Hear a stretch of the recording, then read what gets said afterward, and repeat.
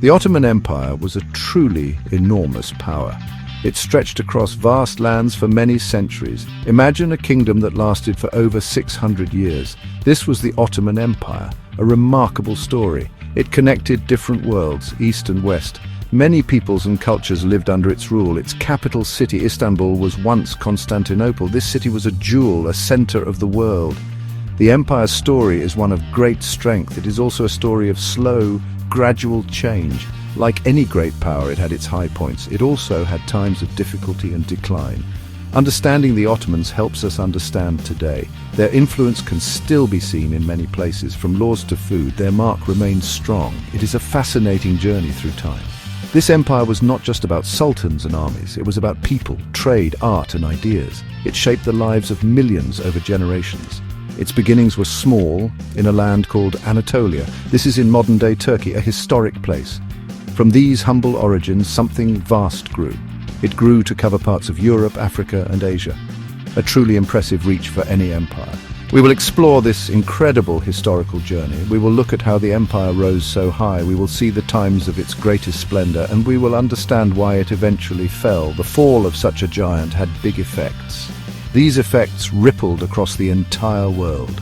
Join us as we uncover this amazing story. The story of the Ottoman Empire awaits. The Ottoman story begins with a group of Turkish tribes. These tribes lived in Anatolia, a rugged land. Their leader in the late 13th century was Osman I. The name Ottoman actually comes from Osman.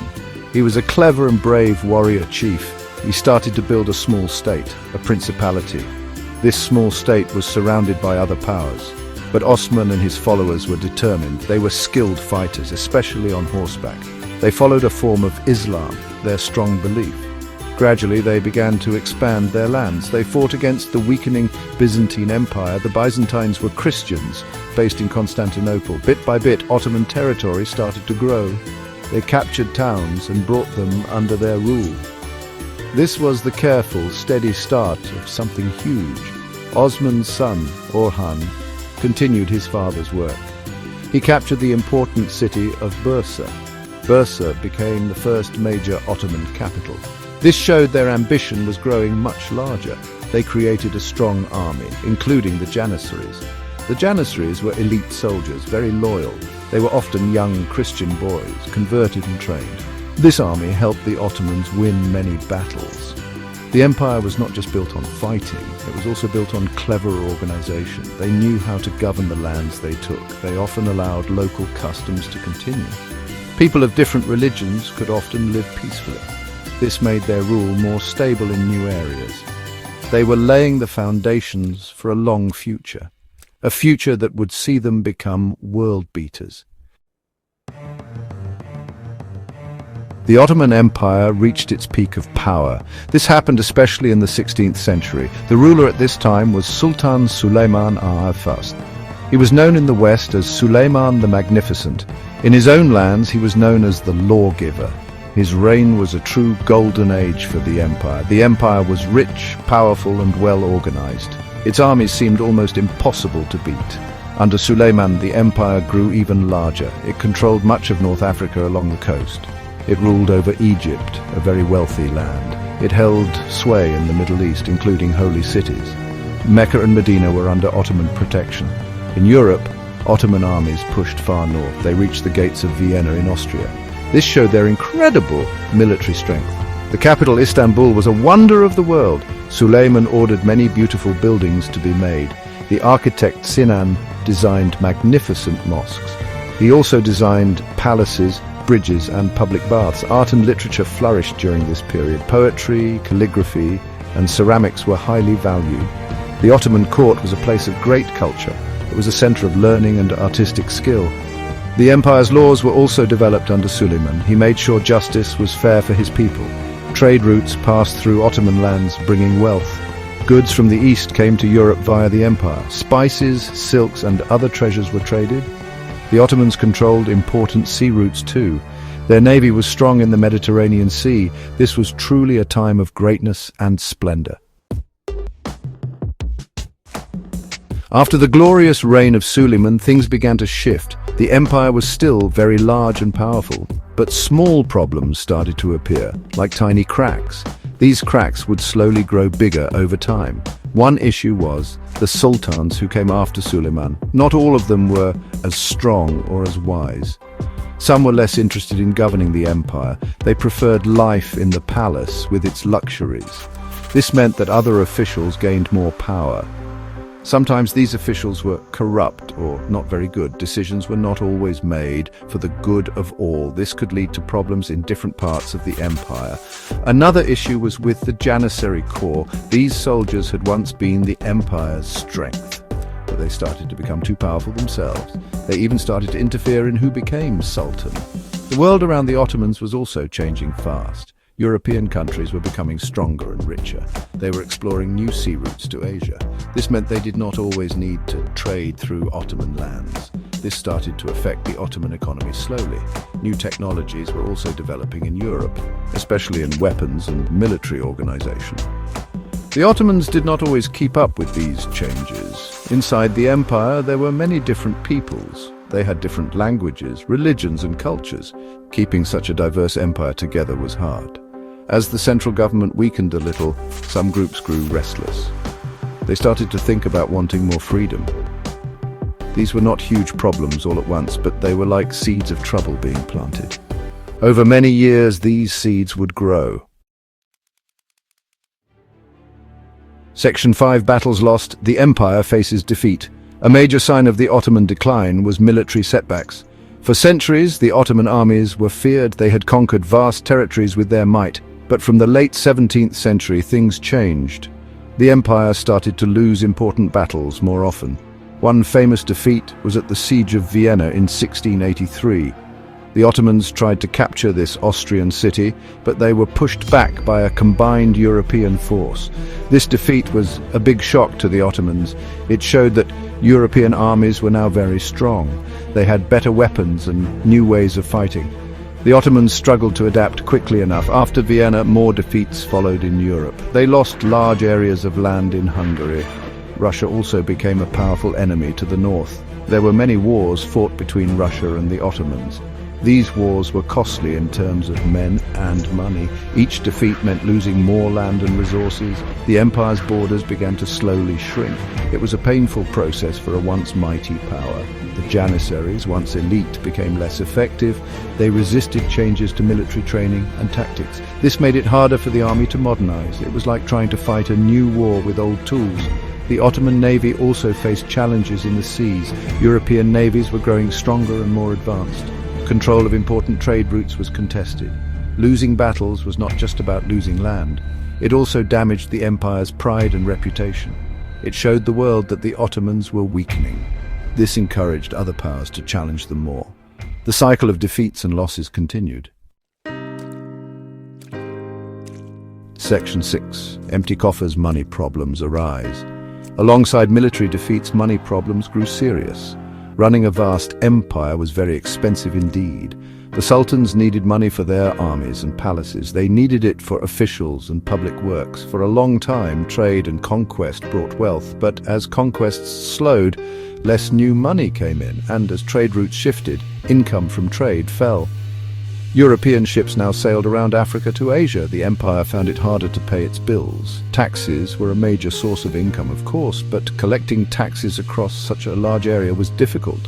Sometimes local officials kept too much for themselves. This meant less money reached the central treasury. To get more money, sultans sometimes raised taxes. This could make ordinary people unhappy and poor. It could even lead to unrest in some regions. Another problem was inflation, where money loses its value. The Ottomans sometimes devalued their currency. This meant their coins were worth less than before. It was a short-term fix, but caused long-term harm. Borrowing money became another issue later on. The empire started to borrow from European banks. This led to large debts that were hard to repay. It gave European powers more influence over Ottoman affairs. The costs of war were a constant drain on the treasury. Fighting many battles against strong European powers was costly. Each war required huge sums for soldiers and supplies. If the war was lost, there was no new land to tax. Instead, there was only damage and more debt. These economic weaknesses made the empire vulnerable. It was harder to fund a modern army or navy. It was harder to invest in new schools or industries. Section 7, a shrinking giant losing lands. As the 18th and 19th centuries passed, the empire shrank. It lost more and more of its territories. This was especially true in Europe, in the Balkans. Countries like Greece, Serbia and Romania fought for freedom. They were often supported by big European powers. Russia, Britain and France all had interests in the region. They sometimes helped these new nations break away. Each new nation meant less land for the Ottomans. The map of the Ottoman Empire changed dramatically. What was once a vast area became much smaller. In North Africa, too, Ottoman control weakened. Egypt became largely independent, though still officially Ottoman. France took control of Algeria and later Tunisia. Italy eventually took Libya, another Ottoman province. These losses were a clear sign of deep decline. The empire was sometimes called the sick man of Europe. Inside the remaining parts of the empire, problems grew. Nationalism was a powerful new idea in the 19th century. Different ethnic groups wanted their own countries. Armenians, Arabs and Kurds all had national feelings. This created tension and sometimes conflict.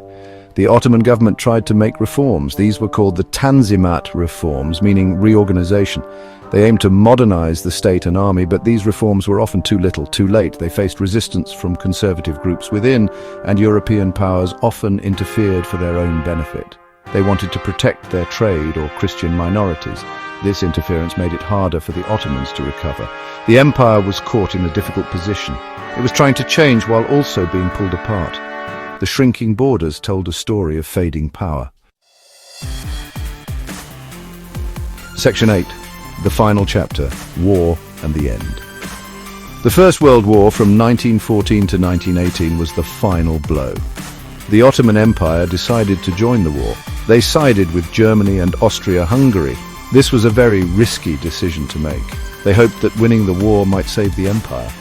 Perhaps they could even win back some lost lands. But the war went badly for them and their allies. It brought great suffering to the Ottoman people. The Ottomans fought on several fronts in the war. They fought against Britain in Mesopotamia and Palestine. They fought against Russia in the Caucasus Mountains. There was also the famous Gallipoli campaign. Here, Ottoman soldiers bravely defended their homeland. They stopped British and French forces from taking Istanbul.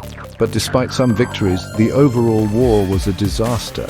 The empire's resources were completely exhausted. By 1918, the Ottoman Empire was defeated. Its allies, Germany and Austria-Hungary, also lost.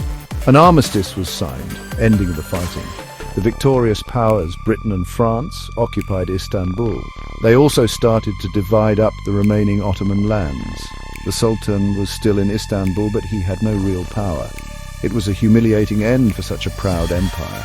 The empire that had lasted for 6 centuries was finished.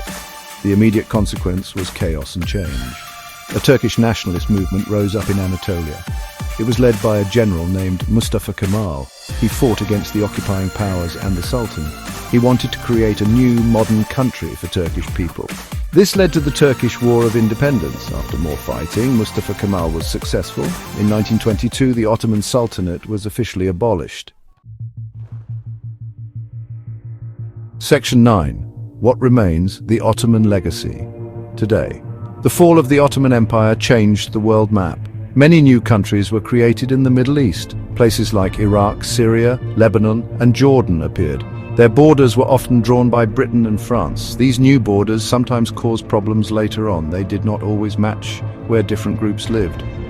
This has led to tensions in the region ever since. The modern Middle East was shaped by this collapse. The biggest direct successor was the Republic of Turkey. Mustafa Kemal, later known as Ataturk, became its first president.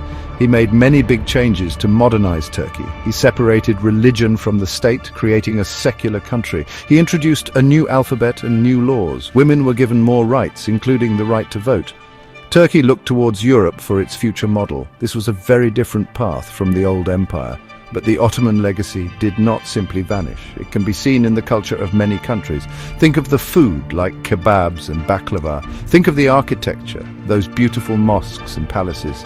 Many traditions and customs have Ottoman roots. In the Balkans, in North Africa, in the Middle East, even in places that fought for freedom from the empire.